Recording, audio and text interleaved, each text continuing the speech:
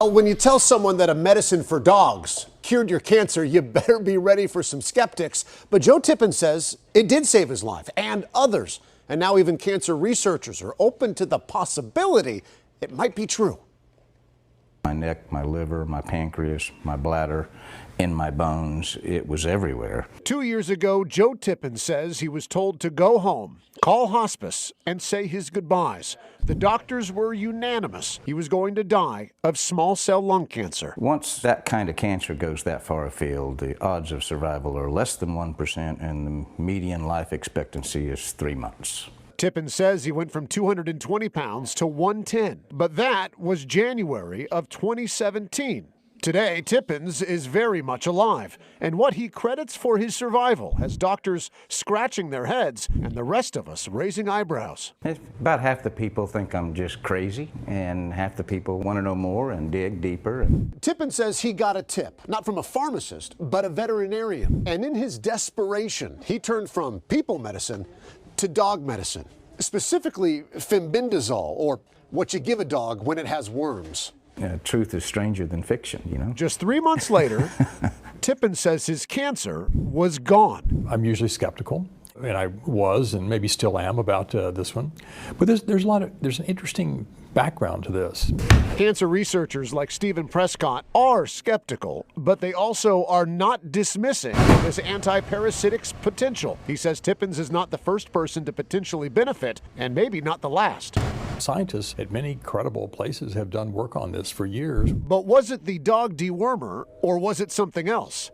Tippens took the dog medicine with daily vitamin E supplements and CBD oil. He was also taking an experimental cancer-fighting drug. But Tippens says out of the 1,100 patients on that clinical trial, he was the only one cleared of cancer. Tippens says he was saved by the dog dewormer, and he plans to take it for the rest of his life. Oh, my insurance company spent $1.2 million on me with traditional means before I switched to a $5 a week medicine that actually saved me.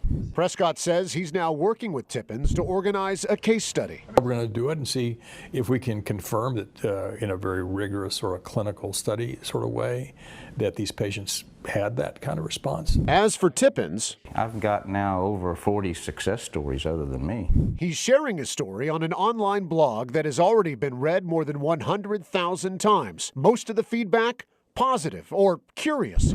Some, though, accuse Tippens of giving cancer patients false hope. How do I answer that? I mean, if I've saved one other person other than me, it's worth it to me. All we know for sure is that Joe Tippens is alive. In time, perhaps we'll also know if this medicine made for man's best friend might also be man's newest cancer cure.